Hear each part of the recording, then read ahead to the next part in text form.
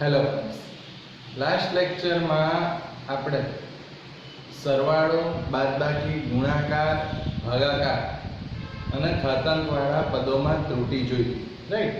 આજે આપણે એનો જ ઉપયોગ કરીને કેટલાક દાખલા જોઈશું, રાઈટ. આપણે એવું ભણ્યા હતા કે સરવાળો કે બાદબાકી હોય તો પરિણામી નિરપેક્ષ ત્રુટિ ડેલ્ટા z ડેલ્ટા a વત્તા ડેલ્ટા b. ગુણાકાર કે ભાગાકાર હોય તો આપણે ભણ્યા હતા કે સાપેક્ષ ત્રુટિ આવશે, પરિણામી મહત્તમ સાપેક્ષ ત્રુટિ ડેલ્ટા z ડેલ્ટા a પ્લસ ડેલ્ટા b. અને જો ઘાતાંકવાળા પદોમાં ત્રુટિ હોય તો આપણે ભણ્યા હતા delta z n into delta a. જેટલા પદ હોય આગળ તમે કરશો, રાઈટ. હવે એને જ લઈને આપણે દાખલા જોઈએ.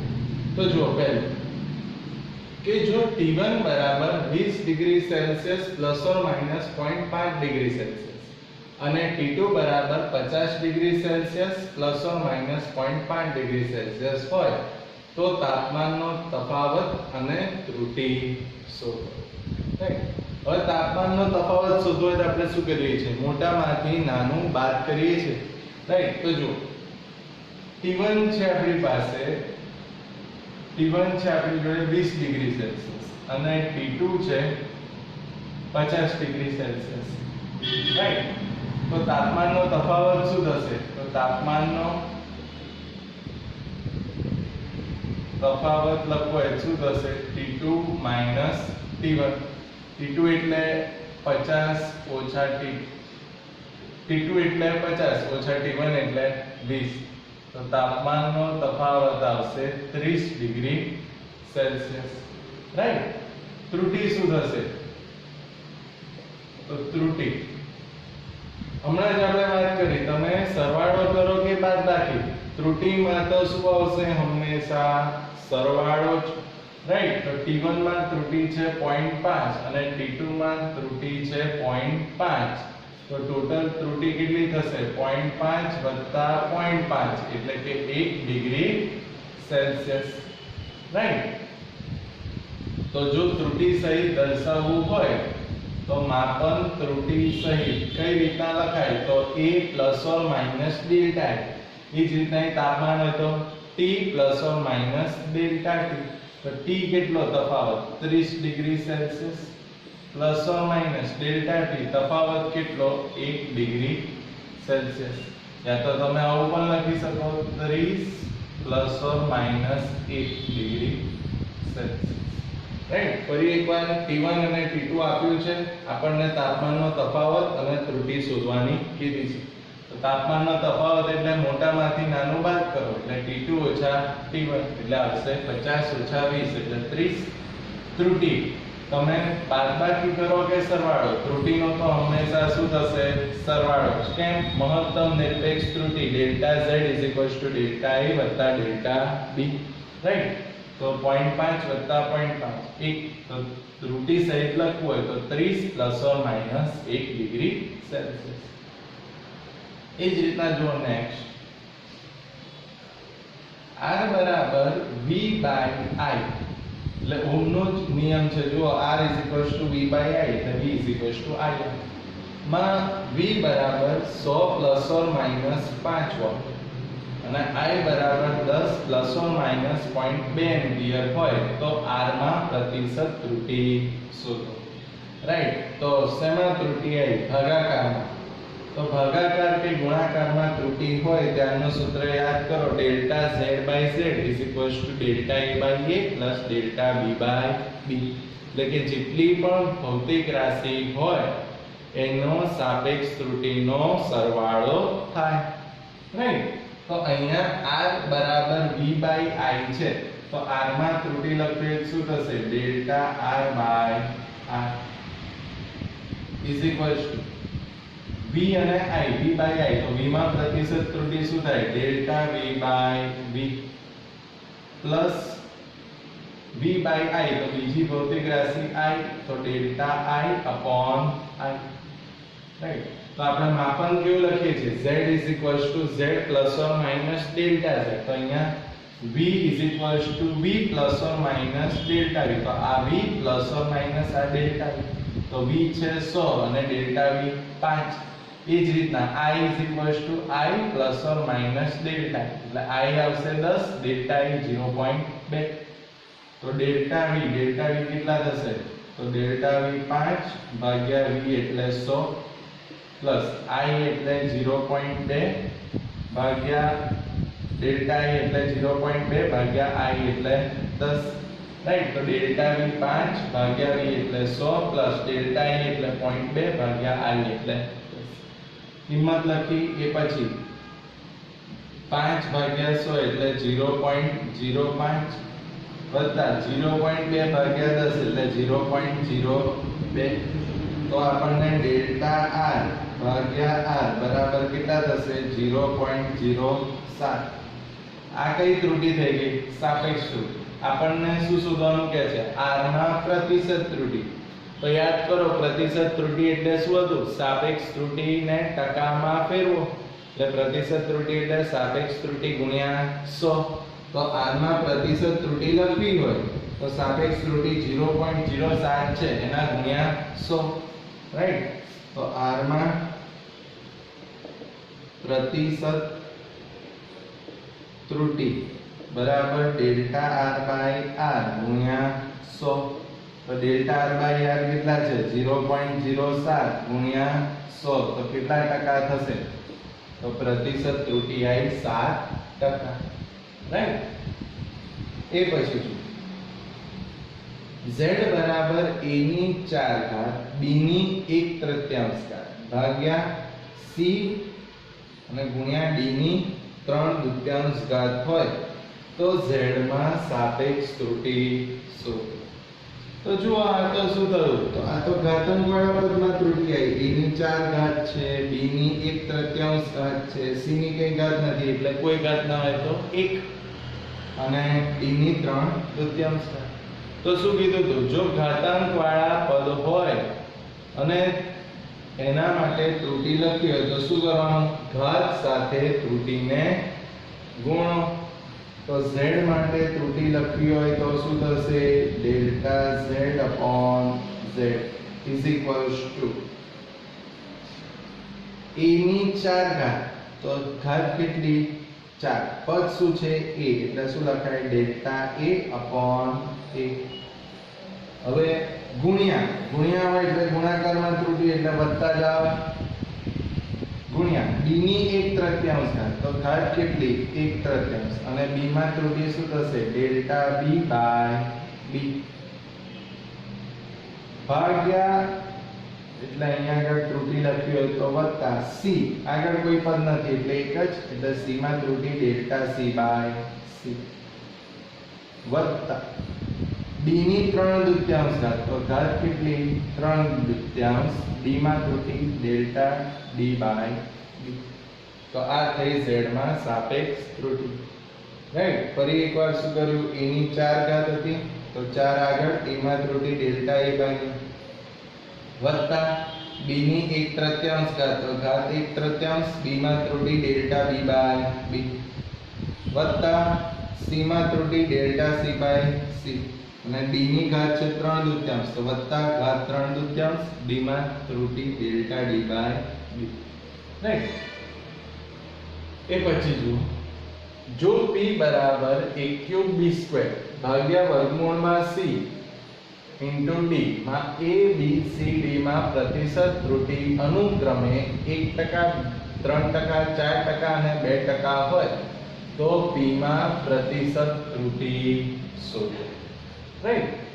તો હવે ફરી એકવાર ઘાતાંક વાળા પદોમાં ત્રુટી આવી. તો ઘાતાંક વાળા પદમાં ત્રુટી લખવી હોય તો ફરી એકવાર આપણે આવું જ પદ લખવું પડશે, રાઈટ? તો p માં ત્રુટી છે એટલે શું થશે? Delta p by p is equals to a³ એટલે શું થશે? 3 into delta a by a વત્તા b² એટલે 2 into delta b by b વત્તા વર્ગમૂળમાં c. વર્ગમૂળમાં c એટલે આપણે શું લખીએ? આવું લખાય કે વર્ગમૂળમાં c એટલે શું થયું તો c ની કેટલી ઘાત થઈ 1/2 ઘાત આવું લખો તો ચાલે કે ફરક પડતો નથી તો જો વર્ગમૂળમાં c હોય શું લખાય c ની 1/2 તો શું થશે 1/2 ડેલ્ટા c બાય c વત્તા d ની કોઈ ઘાત જ નથી તો delta d by d right જો તમને આવું લખીને આપે કે d અને ઉપર આ રીતના 3 તો આ ક્યુબ રૂટ થયું ઘનમૂળ તો શું થાય d ની 1/3 જો અહીંયા 4 જાય તો 1/4 રાઈટ ઓકે જો હવે આપણે ઘાતાંકવાળા પદમાં ત્રુટિ લખી નાખી સાપેક્ષ ત્રુટિ આપી પણ આપણને શું કહે છે p માં પ્રતિશત ત્રુટિ હવે જો પ્રતિશત ત્રુટિ શોધવાનું કે તો આપણે સાપેક્ષ ત્રુટિને કેટલા વડે ગુણીએ છીએ યસ 100 વડે તો બંને બાજુ આપણે શું કરવું પડશે 100 વડે ગુણવા પડે રાઈટ તો બંને બાજુ 100 વડે ગુણીએ કેમ પ્રતિશત ત્રુટિ જોઈએ છે તો આવું લખાય કે ડેલ્ટા p બાય p ગુણ્યા 100 is equals to 3 into delta a by a ગુણ્યા 100 વત્તા 2 into delta b by b ગુણ્યા 100 વત્તા 1/2 delta c by c ગુણ્યા 100 અને વત્તા delta d by d ગુણ્યા 100 એટલે આપણે શું કર્યું જે પણ સાપેક્ષ ત્રુટિ હતી એને ગુણ્યા 100 કર્યા કારણ કે આપણને p માં પ્રતિશત ત્રુટિ શોધવી હતી રાઈટ તો p માં પ્રતિશત ત્રુટિ લખવી હોય તો શું થશે તો ડેલ્ટા p બાય p ગુણ્યા 100 જેને આપણે કહીએ છીએ p માં પ્રતિશત ત્રુટિ તો જુઓ 3 હવે આ ડેલ્ટા a બાય a ગુણ્યા 100 એટલે આ a માં પ્રતિશત ત્રુટિ થઈ ગઈ રાઈટ તો a માં પ્રતિશત ત્રુટિ કેટલી છે તો a માં b c અને d અનુક્રમે a માં 1% b માં 3 c માં 4 અને d માં 2 અનુક્રમે છે તો a માં છે 1% તો 3 1% વત્તા 2 હવે ડેલ્ટા b બાય b ગુણ્યા 100 એટલે b માં પ્રતિશત ત્રુટિ તો b માં કેટલી છે 3% વત્તા 1/2 ડેલ્ટા c બાય c ગુણ્યા 100 એટલે શેમાં ત્રુટિ થઈ c માં કેટલા ટકા છે 4% વત્તા ડેલ્ટા d બાય d ગુણ્યા 100 એટલે d માં પ્રતિશત ત્રુટિ કેટલા ટકા 2% રાઈટ તો અહીંયા આગળ 2 દુ 4 થઈ જશે તો p માં પ્રતિશત ત્રુટિ તો p માં પ્રતિશત ત્રુટિ કેટલી થશે તો 3 ગુણ્યા 1% એટલે 3% વત્તા 2 તરી 6% વત્તા 2 દુ 4 એટલે 2% વત્તા 2% એટલે ટોટલ કેટલા ટકા થયા તો 6 ને 3 9 અને 4 9 ને 4 કેટલા ટકા થાય 13% તો p માં પ્રતિશત ત્રુટિ કેટલા ટકા થઈ 13% રાઈટ તો આપણો આન્સર કેટલો થશે તો p માં પ્રતિશત ત્રુટિ 13% રાઈટ ઓકે નેક્સ્ટ તો ફરી એકવાર આ જોઈ લઈએ શું હતું કે p બરાબર 1/3 b² અપોન વર્ગમૂળમાં c * d a b c d માં પ્રતિશત ત્રુટિ આપી છે તો p માં પ્રતિશત ત્રુટિ શોધવાની છે તો ઘાતાંકવાળા પદમાં ત્રુટિ લખી તો p માટે delta p by p a³ એટલે 3 delta a by b d² એટલે 2 delta b by b વર્ગમૂળમાં c એટલે c ની 1/2 ઘાત થઈ તો શું લખાય 1/2 delta c by c d ની કોઈ ઘાત નથી એટલે ડેલ્ટા d બાય d આપણે p માં પ્રતિશત ત્રુટિ શોધવાની કીધી છે સાપેક્ષ ત્રુટિ તો લખેલી છે તો આપણને ખબર છે પ્રતિશત ત્રુટિ એટલે શું સાપેક્ષ ત્રુટિ ગુણ્યા 100 તો અહીંયા પ્રતિશત ત્રુટિ શોધવી હતી એટલે અહીંયા બંને બાજુ આપણે 100 વડે ગુણ્યા તો p માં પ્રતિશત ત્રુટિ 3 તો આ a માં પ્રતિશત ત્રુટિ વત્તા 2 b માં પ્રતિશત ત્રુટિ 3% વત્તા 1/2 c માં પ્રતિશત ત્રુટિ 4% વત્તા d માં પ્રતિશત ત્રુટિ 2% રાઈટ તો ટોટલ આપણને p માં પ્રતિશત ત્રુટિ મળી 13% રાઈટ ઓકે જો નેક્સ્ટ એક્ઝામ્પલ R1 બરાબર 100 પ્લસ ઓર માઈનસ 3 ઓહ્મ અને R2 બરાબર 200 પ્લસ ઓર માઈનસ 4 ઓહ્મ ને શ્રેણીમાં જોડવામાં આવે તો સમતુલ્ય અવરોધ શોધો. તમને ધોરણ 10 યાદ આવવું જોઈએ, અવરોધોનું શ્રેણી જોડાણ. રાઈટ, તો તમે ઓલરેડી ભણ્યા છો કે અવરોધનું શ્રેણી જોડાણ હોય તો સમતુલ્ય અવરોધ શું થાય? તો સમતુલ્ય અવરોધનું સૂત્ર ભણ્યા હતા, R બરાબર R1 R2. રાઈટ, તો આપણને R1 અને R2 આપ્યા છે, શ્રેણીમાં જોડ્યા છે, તો સમતુલ્ય અવરોધ શોધવાનો કીધો છે. તો ધોરણ 10 માં તમે ભણ્યા છો કે અવરોધના શ્રેણી જોડાણ માટેના સમતુલ્ય અવરોધનું સૂત્ર શું? તો R બરાબર R1 R2. એટલે આપણે R1 અને R2 નો શું કરવાનો છે? સરવાળો. રાઈટ, તો R1 છે આપણી પાસે 200 અને R2 છે 200. રાઈટ, તો સમતુલ્ય અવરોધ લખવો હોય તો આવું થઈ જશે કે સમતુલ્ય અવરોધ. તો આપણે ભણ્યા જ છે કે R R1 R2. તો આ R1 થઈ જશે, આ શું થશે? Delta R1. R2 R2 અને 4 શું થશે? ડેલ્ટા. તો સમતુલ્ય અવરોધ એટલે શું થાય? તો સમતુલ્ય અવરોધ એટલે આવું લખાય R plus or minus delta. તો અવરોધ કેટલો થશે? R એટલે બંનેનો સરવાળો કરો તો R1 R2. રાઈટ, તો R1 R2 એટલે 100 200 તો કેટલો થઈ જશે? 300. Plus or minus delta R એટલે શું થાય? Delta R1 delta R2. Delta R1 કેટલા છે? 3. Delta R2 4. તો 3 ને 4 7. તો સમતુલ્ય અવરોધ કેટલો થયો? 300 plus or minus 7 ohm. Right, ફરી એકવાર જો R1 અને R2 આપ્યા છે, શ્રેણીમાં જોડ્યા છે, તો આપણને સમતુલ્ય અવરોધ શોધવાનો કીધો છે. ધોરણ 10 માં ભણ્યા કે સમતુલ્ય અવરોધ હોય, રાઈટ, શ્રેણી જોડાણ માટે તો શું થાય? R R1 R2. રાઈટ, તો સમતુલ્ય અવરોધ લખવું હોય તો R plus or minus delta.